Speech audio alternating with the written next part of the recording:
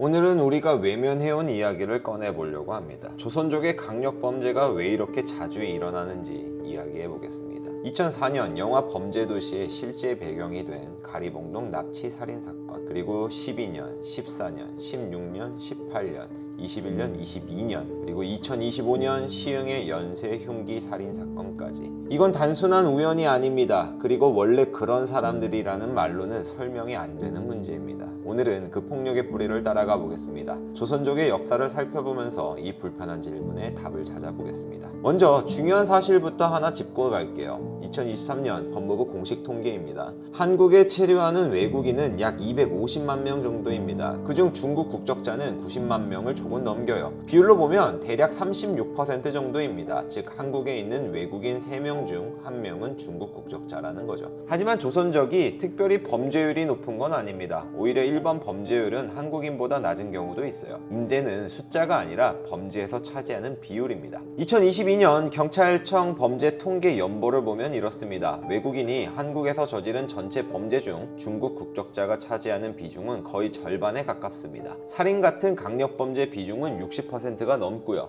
사회학에서는 이걸 과잉대표 현상이라고 부릅니다. 사회에서 차지하는 비율보다 특정 현상이 훨씬 더 높게 나타나는 걸 말하죠. 누군가는 이렇게 말할 수도 있습니다. 이거 통계가 왜곡된 거 아니야? 하지만 살인 통계는 가장 신뢰도가 높은 통계입니다. 왜냐하면 피해자가 명확하고 증거가 확실히 남기 때문이죠. 한국 경찰의 살인사건 검거율은 2022년 기준으로 98%에 달합니다. 거의 모든 살인범이 잡힌다는 뜻이죠. 즉 살인 통계는 허수가 거의 없습니다. 이건 단순한 착시가 아니라 반복되는 구조적 문제의 신호입니다. 여기서 중요한 질문이 남죠. 왜 이런 과잉대표 현상이 나오는가? 단순히 조선족이라서? 가난해서? 못 배워서? 원래 폭력적이라서? 그건 설명이 아닙니다. 이 문제를 알려면 오늘 하루나 지난 몇 년만을 보면 안 되죠. 이건 그들이 만들어 온 생존 방식이자 역사적인 전략입니다. 그 뿌리를 보려면 우리는 19세기 말 조선으로 거슬러 올라가야 합니다.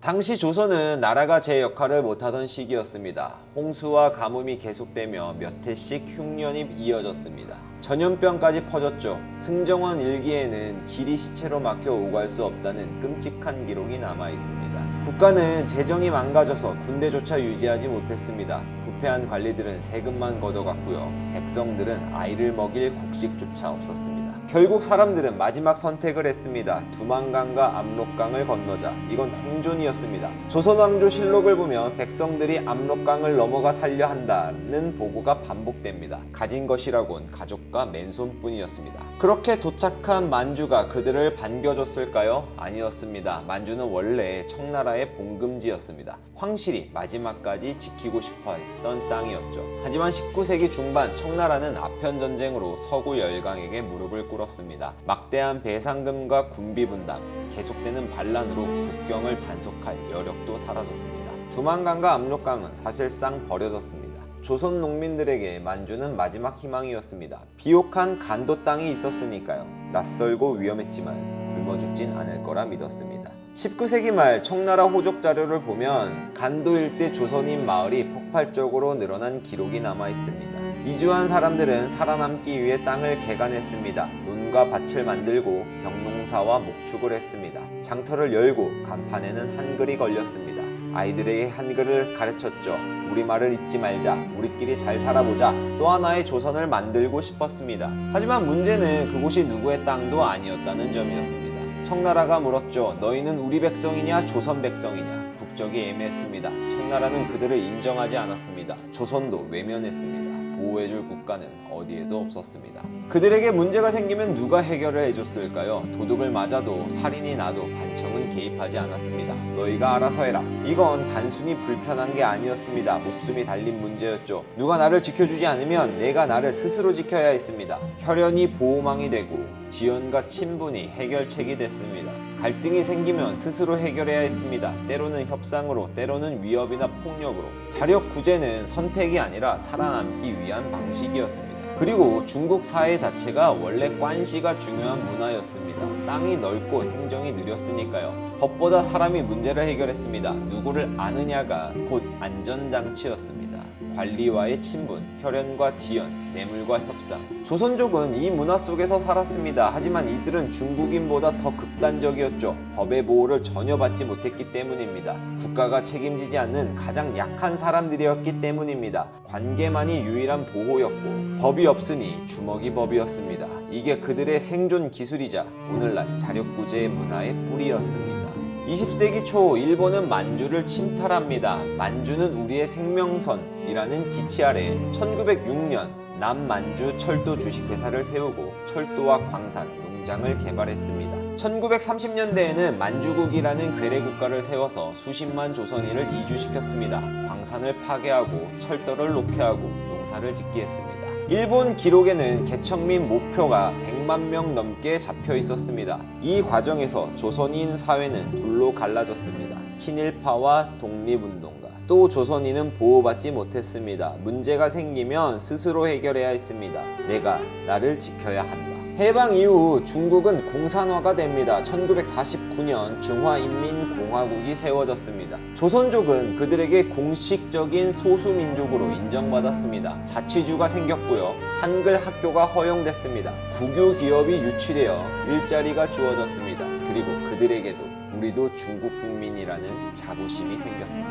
하지만 이 평화는 오래가지 않았죠. 1966년 문화 대혁명이 시작됩니다. 옛 문화를 타도하라, 반동을 척결하라. 조선족에게 이 말은 어떤 의미였을까요? 한글 교육이 금지됐고요. 독립운동 정신이 반혁명으로 낙인 찍혔습니다. 지식인들은 숙청당했고요. 연변일보 같은 기록을 보면 민족적 차별 철폐라는 명목 아래 사실상 조선족 문화를 없애려 했다는 증언이 남아 있습니다.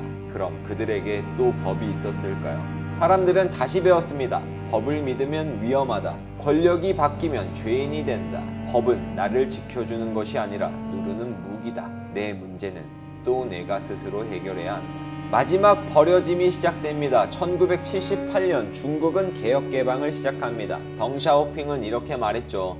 먼저 부자가 될 수 있는 곳부터 부자가 되라. 투자는 남부 연해 도시로 쏠렸습니다. 선전과 상하이, 광저우로 해외 자본이 몰렸죠. 그곳은 무역과 공업, 금융의 중심지로 성장했습니다. 그럼 조선족이 주로 살던 만주의 동북 삼성은 어떻게 되었을까요? 과거 계획 경제의 심장이었던 국유 기업들이 줄줄이 망했습니다.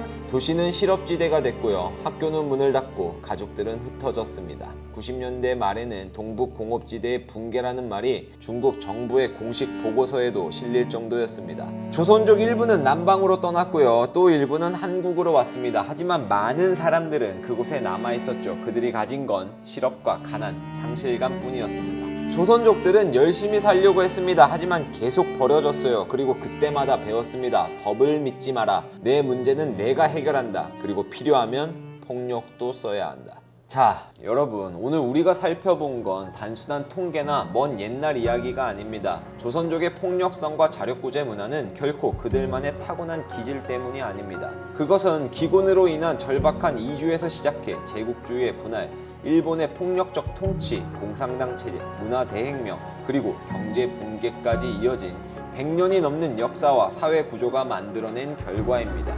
이 모든 과정이 그들에게 지울 수 없는 생존 전략을 남겼습니다. 그리고 우리는 이 사실을 반드시 이해해야 합니다. 왜냐하면 이미 그들은 한국 사회의 중요한 구성원이자 필수적인 경제의 한 축을 담당하고 있기 때문입니다. 이들 다수는 우리나라의 건설업, 제조업, 농업, 서비스업의 3D 업무를 맡아 우리 경제를 움직이는 핵심 노동력입니다. 특히 농촌과 산업단지에서는 이 인력 없이는 사실상 유지가 어렵다는 지적이 있죠. 우리는 그들과 함께 살아갈 수밖에 없습니다. 그들의 문화와 역사를 제대로 이해하는 건 단순한 동정이나 관용을 넘어 서로를 이해하고 갈등을 줄이며 함께 살아가기 위한 유일한 출발점입니다.